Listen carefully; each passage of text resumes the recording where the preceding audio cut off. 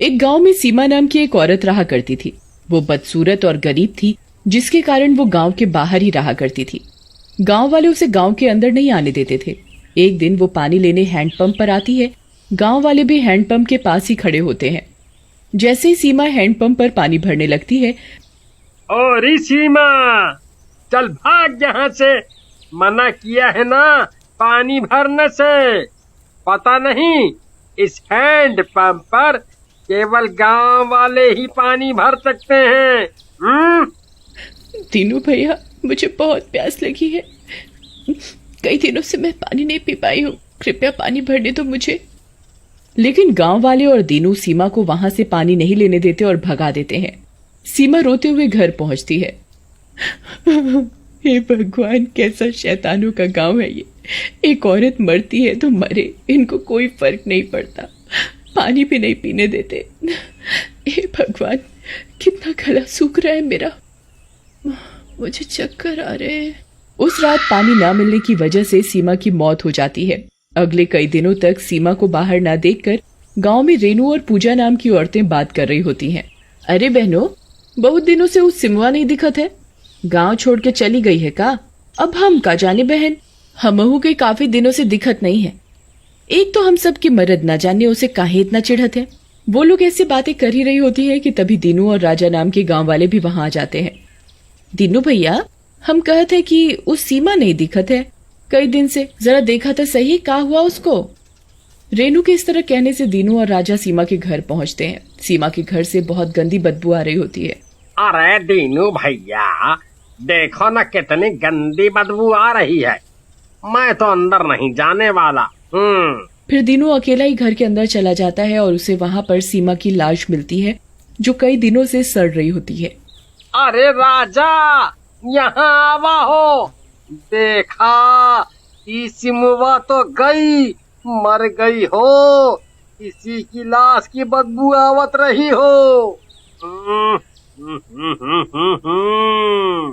बहुत बदबू है भाई।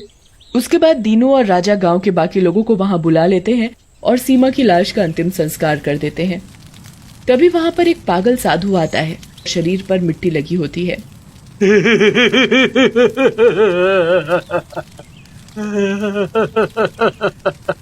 जलाओ,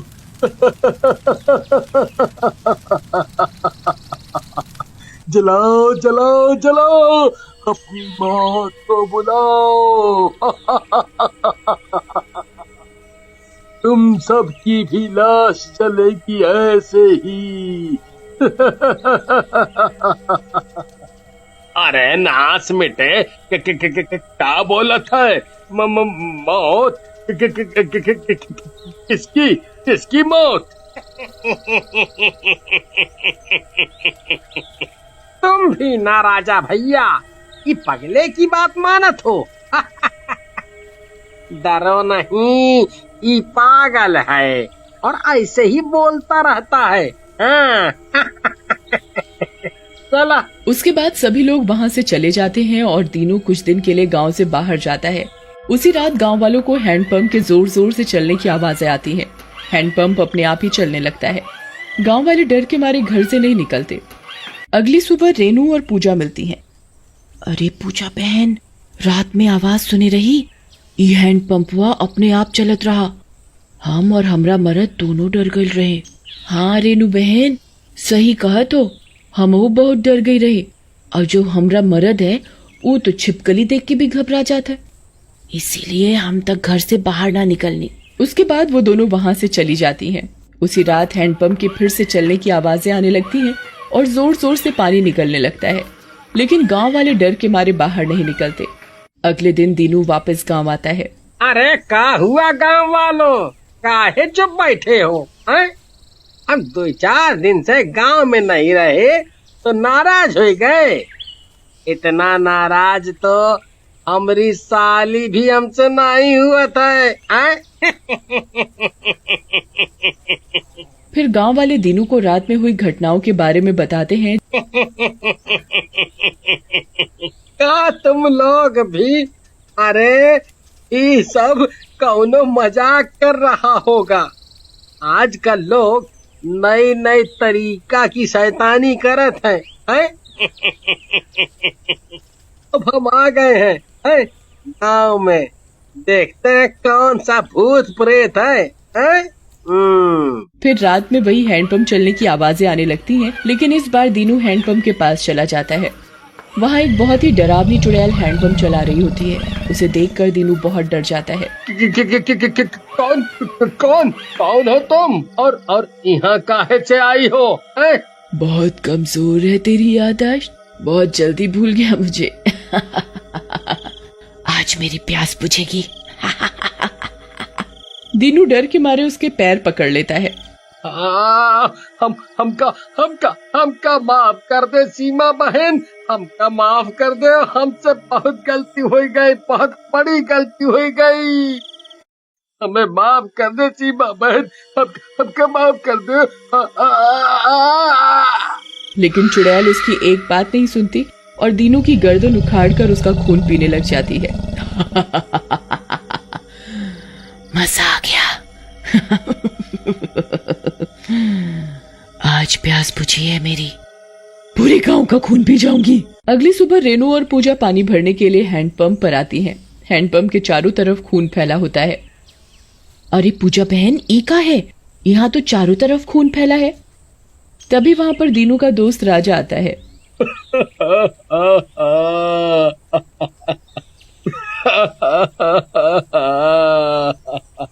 हमका लागत है कि दीनू का खून है।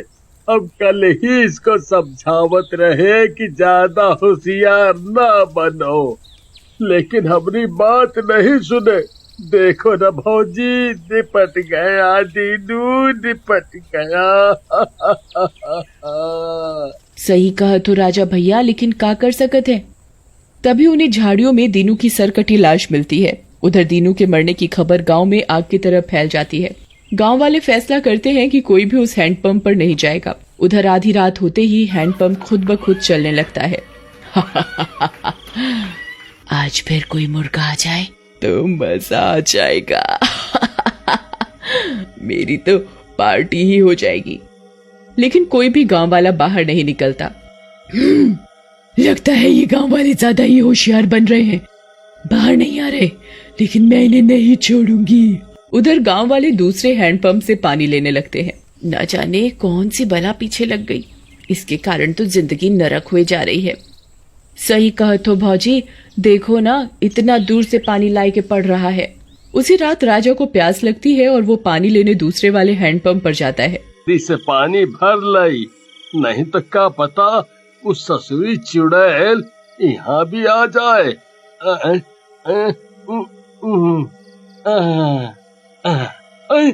राजा पानी भरी रहा होता है कि तभी चुड़ैल वहां आ जाती है। क्या राजा भैया, क्या सोचे थे कि बच जाओगे? तुम चाहे जितने हैंडपंप गड़वा लो, जब तक मैं अपनी प्यास ना बुझा लूं, मैं किसी को जिंदा नहीं छोड़ने वाली। ऐसा कहकर चुड़ैल राजा की गर्दन उखाड़कर उसका खून पीने लग जाती है। अगली सुबह गांव वालों को राजा की मौत का पता चलता है। गांव वाले डर जाते हैं और एक जगह इकट्ठा होकर उससे निपटने की योजना बनाते हैं। देखो भाई, हमका तो लागत है ई कौनो चुड़ैल या शैतान का काम है, जो रोज रात को यहाँ आवत है। सही कहा तो सरपंच जी, ये कौनो बाहरी शक्ति है जो कहीं से आ गई है और गांव वालों के पीछे पड़ गई है। तभी वहाँ वही पागल साधु आ जाता है। क्या बोला तुमने, बाहरी शक्ति?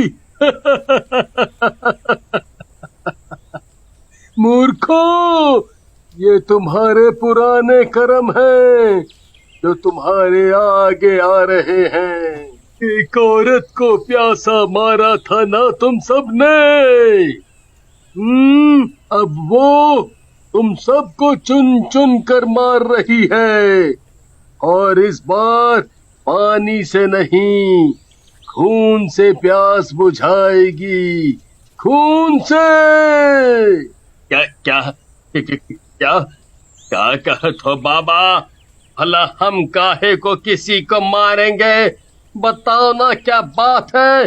क्या बात है बाबा, बताओ। फिर साधु सरपंच को सारी बात बताता है, जिसे सुनकर ये दीनू और राजा ने अच्छा तो नहीं किया सीमा के साथ, लेकिन हमें अब जान तो बचानी ही होगी अपनी और गांव वालों की। उधर रात में फिर से जोर जोर से हैंडपंप चलने लगता है, लेकिन इस बार सरपंच और साधु दोनों हैंडपंप पर जाते हैं। उन्हें कोई नहीं दिखता और हैंडपंप खुद चल रहा होता है। अच्छा, तो आज तुम दोनों आए हो मरने के लिए? आज मजा आ जाएगा, दो दो शिकार। चुड़ैल उन दोनों के पीछे खड़ी होती है। तभी साधु अपने हाथ से चुड़ैल के ऊपर गंगा जल डाल देता है। क्या बुड्ढे, तू क्या सोचता है इस पानी से मुझे कुछ होगा? मैं किसी को नहीं छोड़ूंगी। सीमा, गांव वालों को माफ कर दो। अब से हम किसी को नहीं रोकेंगे पानी पीने से। इस हैंडपंप से कोई भेदभाव नहीं होगा अब से इस गांव में। लेकिन मेरी प्यास का क्या? मैं तड़प रही हूँ। सीमा, इस पवित्र गंगा जल ने तो हर किसी की प्यास बुझाई है, तेरी भी बुझाएगा। पी ले इसे और मुक्त हो जा। सबको माफ कर दे बेटा, माफ कर दे। चुड़ैल गंगा जल पीती है और उसे शांति मिलती है। सबको माफ करके वो मुक्त हो जाती है।